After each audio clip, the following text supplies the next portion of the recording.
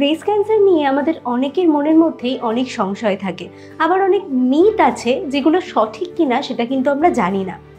তাই আজকে হেলথ কথার এপিসোড নিয়ে আমি বৈশালী চলে এসেছি এক বিশেষ অতিথির কাছে। দেখে নেব কে রয়েছেন আজকে আমাদের সাথে।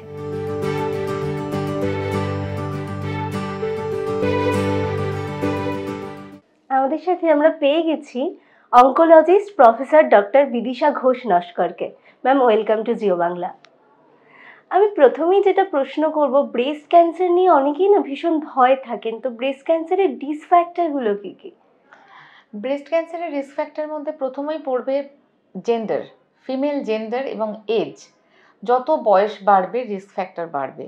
মহিলা হওয়া এবং তার বয়স বাড়া এই দুটোই রিস্ক ফ্যাক্টরের মধ্যে পড়ে। এছাড়া আরও অনেক কিছু রিস্ক ফ্যাক্টরের মধ্যে আসে যেগুলো কিনা স্মোকিং, 12 বছরের আগে কিংবা 55 ইয়ার্সের পরে মেনোপজ হওয়া, মানে হরমোনাল এক্সপোজার যত বেশি থাকবে ততটাই বেশি রিস্ক ফ্যাক্টর থাকে, ইনসিডেন্স অফ ব্রেস্ট ক্যান্সার তত বাড়ে। এছাড়া অ্যালকোহল ইনটেক, কিছু কিছু ক্ষেত্রে জেনেটিক মিউটেশন, জিনের মিউটেশনের, যেমন তোমরা শুনে থাকতে পারো হয়তো BRCA1 BRCA2 এই ধরনের জিনের যদি মিউটেশন থাকে। হেরিডিটি কিছু কিছু ফ্যাক্টর 15% কেসে, 10 to 15% কেসে মানে হেরিডিটিও ম্যাটার করে। তো ম্যাক্সিমাম ক্ষেত্রে খুব একটা কিছু কজ খুঁজে পাওয়া যায় না, কিন্তু এইগুলো রিস্ক ফ্যাক্টরের মধ্যে ধরা হয়। আচ্ছা, ব্রেস্ট ক্যান্সারের সিমটমস কি কি? ব্রেস্ট ক্যান্সারের সিমটমস বলতে প্রথমেই বলবো যে একটা লাম্প, হঠাৎ ইনসিডেন্টাল ডায়াগনোসিস হলে একটা লাম্প, স্নান করার সময় কিংবা যে কোনো সময় একটা ছোট গুলি হাতে ঠেকলো, সেটা হতে পারে।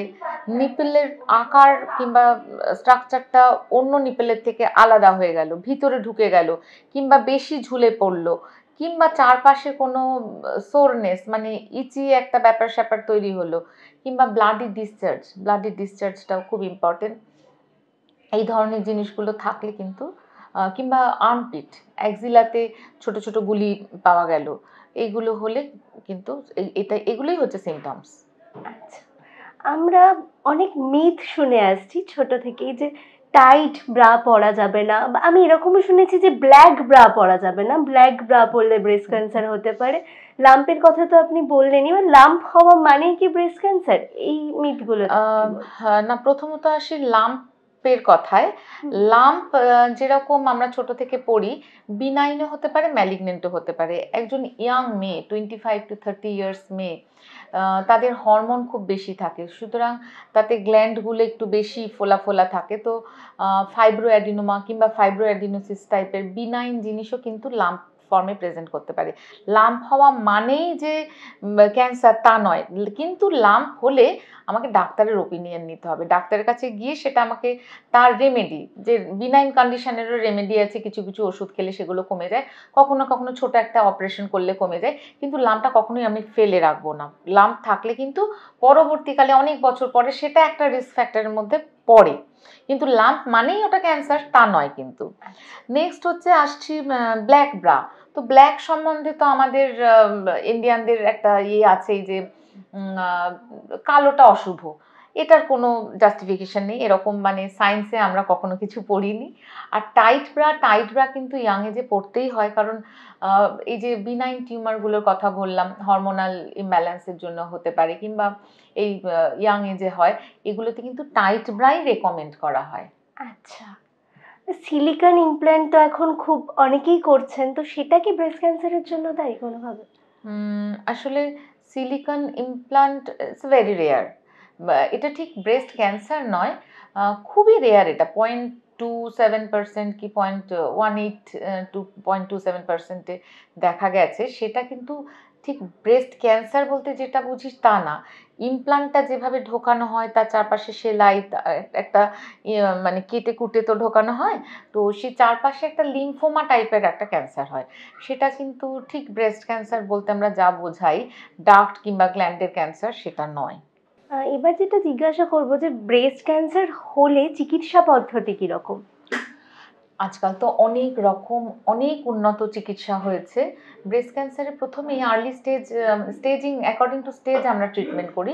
আর্লি স্টেজ হলে প্রথমেই আমরা সেটা বাদ দিয়ে দেওয়া, মানে সার্জারি করার চেষ্টা করি। যদি ওল্ড এজ হয় তাহলে আমরা জেনারেলি অনেকটা বড় থাকে পুরোটাই বাদ দেওয়ার চেষ্টা করি। ইয়াং এজ হলে আমরা হয়তো রেখে দেওয়ার চেষ্টা করি, মানে যাতে সাইকোলজিক্যাল প্রবলেম না হয়, মডিফাইড কিছু লাম্পেক্টমি কিংবা এইসব কিছু করতে হয়। তারপরে অ্যাকর্ডিং টু স্টেজ আমাদের কেমোথেরাপি আসে, হরমোন থেরাপি আসে, টার্গেটেড থেরাপি আসে, যেটা ভীষণ ভালো কাজ করে। আগে এত তো উন্নত চিকিৎসা পদ্ধতি ছিল না, এখন type, biological behaviour, stage, grade এইসব অনুযায়ী আমাদের ট্রিটমেন্টটা করতে হয়। আচ্ছা, ব্রেস্ট ক্যান্সার কি মানে ব্রেস্ট ক্যান্সারের পরে পুরোপুরি স্বাভাবিক জীবন কি ফিরে পাওয়া সম্ভব? অবশ্যই, অবশ্যই। আচ্ছা, আমরা তো 15-20 বছর অবধি দেখেছি, মানে আমাদের কাছে আসে, পরের দিকে আর ফলো আপে আসে না হয়তো, কিন্তু একদম নর্মাল লাইফ লিড করতে পারে। না আপনার তো 30 বছরের অভিজ্ঞতা, তো আপনি ঠিক 30 বছর নয়, 23 বছরের অভিজ্ঞতা। 23 বছর, আচ্ছা, তো সেই অভিজ্ঞতার জীবনে আপনি মানে কতটা পার্সেন্টেজ দেখেছেন সুস্থ হওয়ার হারটা? ম্যাক্সিমাম। আচ্ছা, আমার প্রশ্ন তো আমি করলাম, এবার আমাদের দর্শকদের আপনার জন্য কিছু প্রশ্ন আছে, আমি দেখে নেব প্রথম প্রশ্ন কি আছে। নমস্কার, আমি সঙ্গীতা চক্রবর্তী। আমি একটা কথা জানতে চাই, সেটা হচ্ছে যে খারাপ লাইফস্টাইলের জন্য কি ব্রেস্ট ক্যান্সার হতে পারে?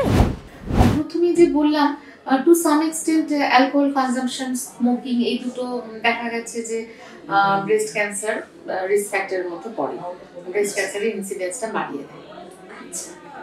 আর হেলদি লাইফস্টাইল মানে ওবেসিটি মেজর রিস্ক ফ্যাক্টর। আচ্ছা, আশা করি আপনি আপনার প্রশ্নের উত্তর পেয়ে গেছেন। আমি দেখে নেব যে দ্বিতীয় প্রশ্ন আমাদের কি আছে। নমস্কার, আমি তনুশ্রী রয়। আমি একটা প্রশ্ন জানতে চাই যে ব্রেস্ট ক্যান্সার কি জেনেটিক? এটার প্রশ্নের উত্তরও আগে ছিল। To some extent family history positive থাকলে, যেরকম আমরা জিজ্ঞেস করি যে দিদা কিংবা ঠাকুমা, মাসি, পিসি কিংবা মা, ফার্স্ট ডিগ্রি রিলেটিভ কিংবা ভাই বোন, এদের মধ্যে কোনো ক্যান্সার ছিল কিনা, ব্রেস্ট ক্যান্সার ছিল কিনা, কোলন ক্যান্সার ছিল কিনা। কিছু কিছু জিনস ব্রেস্ট ক্যান্সার এবং কোলন ক্যান্সার, এই প্রস্টেট ক্যান্সার, এইগুলোর সাথে ইন্টার রিলেটেড। যাদের এই ধরনের ফ্যামিলিতে হিস্ট্রি থাকে তাদের ইনসিডেন্সটা কিছুটা সাধারণ পপুলেশনের থেকে বেড়ে যায়।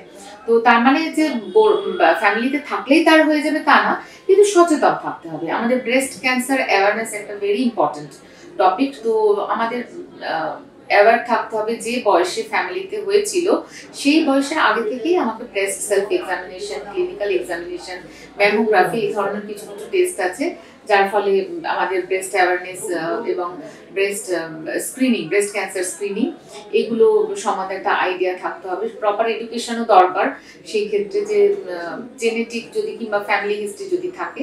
আর কিছু কিছু বলেছিলাম যে জিন মিউটেশন থাকলে, তো সেটা খুবই কম পার্সেন্টেজে।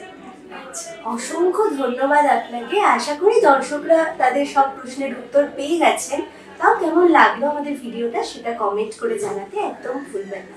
আর এরকম আরো হেলথ কথার এপিসোড দেখার জন্য প্রত্যেক বুধবার এবং শুক্রবার ঠিক সন্ধ্যে 6টায় চোখ রাখতে হবে জিও বাংলার পর্দায়।